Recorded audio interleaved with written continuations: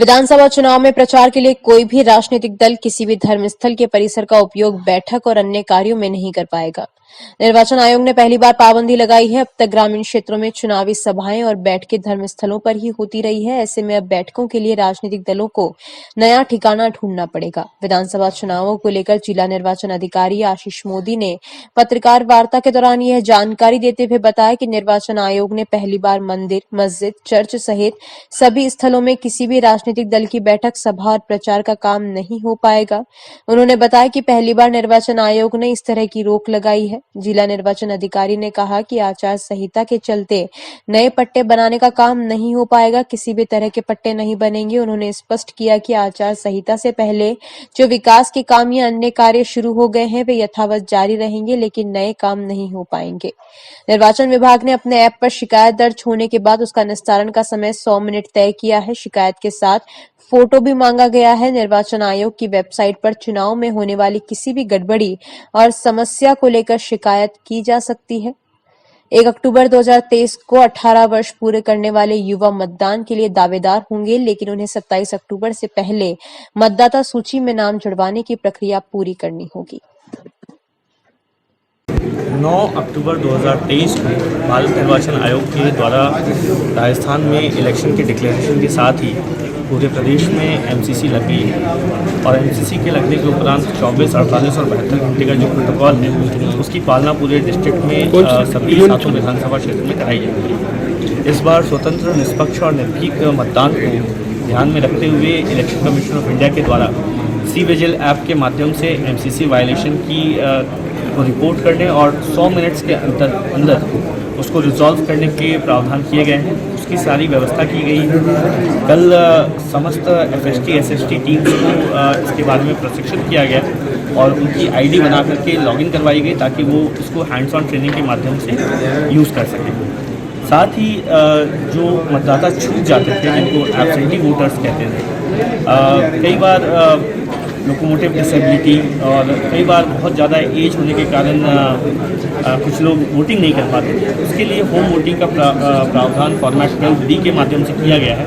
इसकी पूरी तैयारी की जा रही है और हम लोगों से अपील करेंगे कि ज़्यादा से ज़्यादा नंबर्स में वो मतदान केंद्र तक आएँ, लेकिन यदि फिर भी वो नहीं आ सकते हैं तो उनको फॉर्म 12D डिस्ट्रीब्यूट किया जाएगा और 12D डिस्ट्रीब्यूट करने के बाद उनको 2 शेड्यूल मैक्सिमम इन्फॉर्म किए जाएंगे। प्रथम शेड्यूल में यदि वो वोटिंग कर लेते हैं तो बहुत अच्छी बात है, नहीं तो उनको एक और मौका दिया जाएगा। लेकिन किसी भी सूरत में 2 बार अटैम्प्ट करने के बाद तीसरा अटैम्प्ट नहीं किया जाएगा। और साथ ही मैं यह भी बताना चाहूँगा कि जिन लोगों ने फॉर्म 12D भर दिया है उनको उसके बाद जो मतदान केंद्र पर वोटिंग होगी उस वोटिंग में पार्टिसिपेट करने का हक नहीं होगा। सर, बीएलएस द्वारा आज की तारीख में 6-6 महीने से लोगों के कार्ड पेंडिंग किए जा रहे हैं, वर्क नहीं करते, उन्हें जवाब देते हैं, इसके बारे में आपका क्या कहना है? हम नियमित मॉनिटर कर रहे हैं कि जितने भी फॉर्म्स रिसीव हुए हैं उसका डिस्पोजल हो जाए और 27 अक्टूबर तक फिर भी यदि कोई छूट गया है तो वो आरओ ऑफिस में और ऑनलाइन वोटर हेल्पलाइन ऐप के माध्यम से अप्लाई कर सकते हैं। सभी फॉर्म्स का निस्तारण किया जाएगा।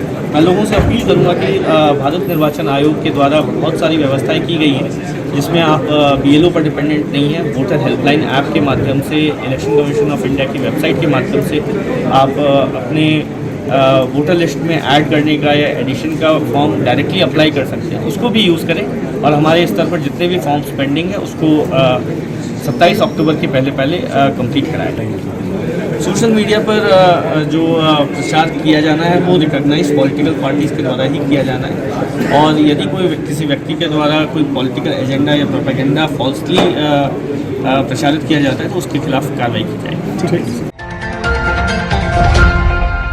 महात्मा गांधी अस्पताल में मंगलवार को बिना पास अंदर प्रवेश करने को लेकर मरीजों के परिजनों के साथ होमगार्ड कर्मियों का विवाद हो गया, जिससे वहां हंगामा खड़ा हो गया। दोनों ही मामलों में बाद में आपसी सहमति से राजीनामा हो गया। जानकारी के अनुसार मातृ एवं शिशु चिकित्सालय में एक महिला होमगार्ड ने मरीज के परिजनों को अंदर जाने से रोका तो उसके साथ पहले कहा सुनी हुई, फिर धक्का मुक्की हो गई, जिससे वहां माहौल गर्मा गया। बाद में अन्य लोगों ने समझाइश कर मामला शांत किया।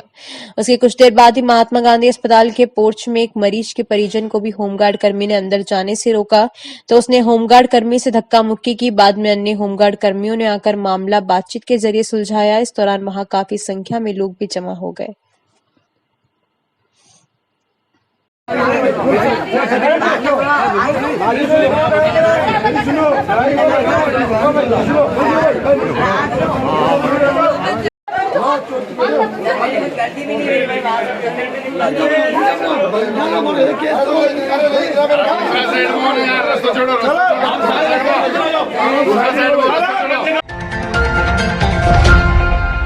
जिले के रायपुर साड़ा विधानसभा सीट से गौ सेवक लादूलाल पीतलिया को भाजपा ने अपना प्रत्याशी बनाया है। पीतलिया मंगलवार को जिला भाजपा कार्यालय पहुंचे, जहां उनका गर्मजोशी के साथ स्वागत किया गया।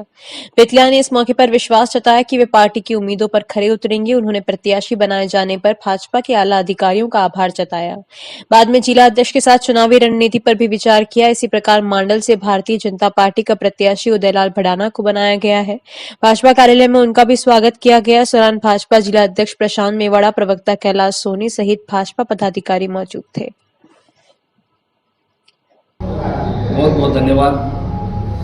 केंद्रीय नेतृत्व और प्रदेश नेतृत्व के सानिध्य में मेरे ऊपर जो भरोसा करके भारतीय जनता पार्टी का टिकट दिलाया, मैं विश्वास दिलाता हूं कि सहाड़ा विधानसभा क्षेत्र में ज़्यादा से ज़्यादा वोट दिलाकर विजयश्री कराऊंगा। सहाड़ा विधानसभा क्षेत्र की जनता में मेरा विश्वास है और मैं पार्टी को भी विश्वास दिलाता हूं कि सहाड़ा विधानसभा क्षेत्र में ज़्यादा से ज़्यादा वोट देकर विजयश्री कराऊंगा। भारतीय जनता पार्टी राष्ट्रीय और प्रदेश नेतृत्व नरेंद्र मोदी जी, अमित शाह जी, जेपी नड्डा जी, सीपी जोशी जी, सब लोगों ने मेरे को भारतीय जनता पार्टी का जो मेरे को विश्वास करके मेरे को टिकट दिया मंडल विधानसभा से, सबसे पहले तो मैं केंद्रीय और प्रदेश नेताओं का बहुत बहुत आभार प्रकट करना चाहता हूं। मेरे जैसे एक छोटे से गरीब कार्यकर्ता भी उन्होंने विश्वास प्रकट करके टिकट दिया। मैं उनके विश्वास पर पूरा खरा उतरूंगा और भारतीय जनता पार्टी के जो भी छोटे से लगा के बड़े जो हमारे सीनियर कार्यकर्ता हैं सबको साथ लेकर के चुनाव लड़ेंगे। ये चुनाव मैं नहीं लड़ रहा हूँ, सारी पूरी टीम लड़ रही है। हजारों की संख्या में, लाखों की संख्या में जो भारतीय जनता पार्टी का हर एक कार्यकर्ता वो चुनाव लड़ेगा और सबको साथ लेकर चुनाव लड़ेंगे। जीत करके ये मोदी जी की झोली में जीत डालेंगे। चित्तौड़गढ़ जिले की निम्बाड़ा थाना पुलिस ने वाहन चोरों के खिलाफ कार्रवाई करते हुए शहर से दोपहिया वाहन चोरियों का खुलासा कर 2 आरोपियों को गिरफ्तार कर 2 मोटरसाइकिल बरामद की है। पुलिस टीम ने कस्बे में लगे सीसीटीवी कैमरों के फुटेज के आधार पर चोरी हुई मोटरसाइकिल के मामले में 2 आरोपियों को गिरफ्तार किया। आरोपियों से चोरी की गई मोटरसाइकिल भी बरामद कर ली गई। आरोपियों से थाना सर्किल से चोरी हुए प्रकरणों में अनुसंधान जारी है। आरोपियों से पूछताछ में अन्य वारदातें खुलने की संभावना है।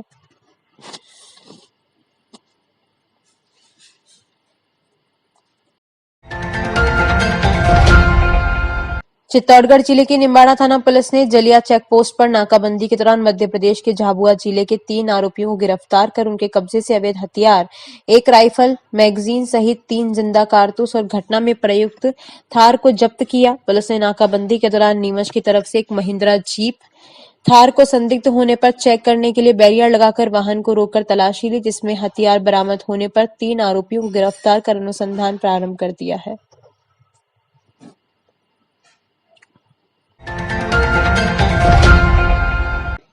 तेईसवीं राज्य स्तरीय प्रतियोगिता का शुभारंभ हुआ। जानकारी देते हुए फेडरेशन के प्रवक्ता नारायण भदाला ने बताया कि सत्यनारायण भदादा की स्मृति में आयोजित 23वीं राज्य स्तरीय टेनिस बॉल क्रिकेट प्रतियोगिता के शुभारंभ में अतिथि न्यायाधीश मुकेश भार्गव, पूर्व विधायक हगामीलाल मेवाड़ा, पूर्व सभापति ओम नारायणीवाल, उद्योगपति लादूलाल बांगड़, प्रमोद तिवारी, हेमेंद्र शर्मा, बालूराम समदानी, सत्यनारायण पांड्या, चैनसुख समदानी, टेनिस बॉल रो अध्यक्ष मुंशी खान, इंटरनेशनल खिलाड़ी कुलदीप राव के आतिथ्य में हुआ। शकुंतला देवी भदादा व अतिथियों ने सत्यनारायण भदादा की तस्वीर के दीप प्रज्वलित व माल्यार्पण करके प्रतियोगिता को शुरू किया। टेनिस बॉल फेडरेशन के अध्यक्ष महेशपुरी गोस्वामी ने खिलाड़ियों को खेल के द्वारा सरकारी नौकरियों में अपना भाग्य आजमाने पर जोर दिया। फेडरेशन के सचिव इस्माइल रंगरेज ने बताया कि पहले दिन बालक वर्ग में 12 जिले ने टोंक को 5 विकेट से हराया, उदयपुर ने डूंगरपुर को 8 विकेट से, पाली ने राजसमंद को 8 विकेट से और बालिका वर्ग में डोसा ने बीकानेर को 40 रन से हराया। इस दौरान कैलाश भदादा, सतीश भदादा, मनीष भदादा, दीपक भदादा, जयप्रकाश, हर्ष, गर्व, अक्षत,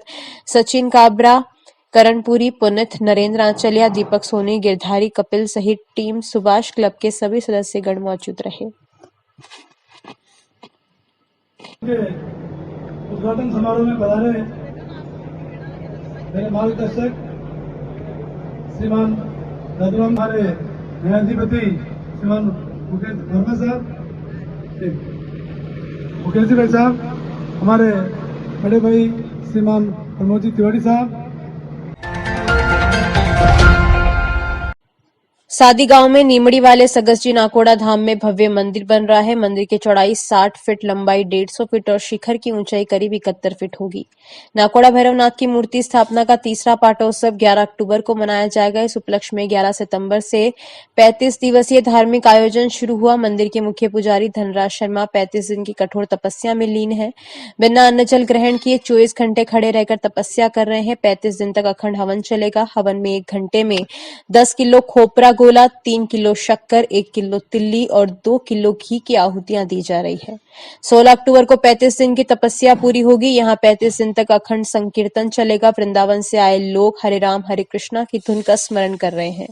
प्रतिदिन कन्याओं को भोजन, कबूतरों को दाना पानी और गायों को चारा डाला जा रहा है। सेवा प्रमुख धनराज शर्मा ने बताया कि भिलवाड़ा में चित्तौड़गढ़ जिले का सकल जैन समाज का नाकोड़ा भैरव दादा का एकमात्र मंदिर है। श्री नाकोड़ा भैरवनाथ की मूर्ति स्थापना के 3 साल पूरे होने पर 11 अक्टूबर को पाटोत्सव मनाया जाएगा। सुबह 8 बजे भैरव अभिषेक, सुबह 10:15 बजे शोभा यात्रा निकलेगी।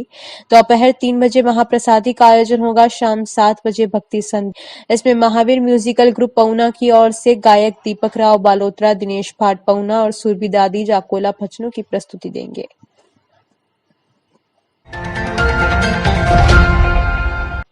शाहपुरा महाप्रभु स्वामी रामचरण कन्या महाविद्यालय बीएड द्वितीय वर्ष की सीनियर छात्राओं द्वारा नव प्रवेशी छात्राओं का स्वागत व उनका सम्मान किया गया। कार्यक्रम के मुख्य अतिथि रामनिवास धाम के संत दिवेश राम जी, विशिष्ट अतिथि जिला शिक्षा अधिकारी रामेश्वर बाल्दी, प्रधानाचार्य मोहम्मद अली, सत्यनारायण कुमावत, परमेश्वर जांगीर, महेंद्र गुजर, राम बख्श दाखेड़ सहित पदाधिकारी उपस्थित थे। कार्यक्रम की शुरुआत सरस्वती वंदना से की गई, जिसमें छात्राओं ने सांस्कृतिक कार्यक्रम सहित अनेक गतिविधियों में भाग लिया। प्राचार्य डॉक्टर ओम प्रकाश कुमावत ने सभी आगंतुक अतिथियों का शील्ड देकर व साफा बंधाकर स्वागत किया गया। प्राचार्य कुमावत ने बताया कि जीवन को अगर सार्थक बनाना है तो शिक्षा ग्रहण करना अति आवश्यक है। उन्होंने कहा कि छात्राओं के लिए कामना है कि हमेशा प्रेरित रहें और अपने सर्वोत्तम हितों को ध्यान में रखें। जिला शिक्षा अधिकारी बाल्दी ने बताया कि छात्राओं के अकादमिक करियर में जो भी कुछ करेंगे वह आपको आगे बढ़ने और अधिक सीखने में मदद करेगा। अपने सपनों को कभी नहीं छोड़ने चाहिए और अपने लक्ष्य तक पहुंचने के लिए कड़ी मेहनत करते रहने चाहिए। मोहम्मद अली ने कहा कि भविष्य आशीर्वाद और सफलता से भरपूर हो।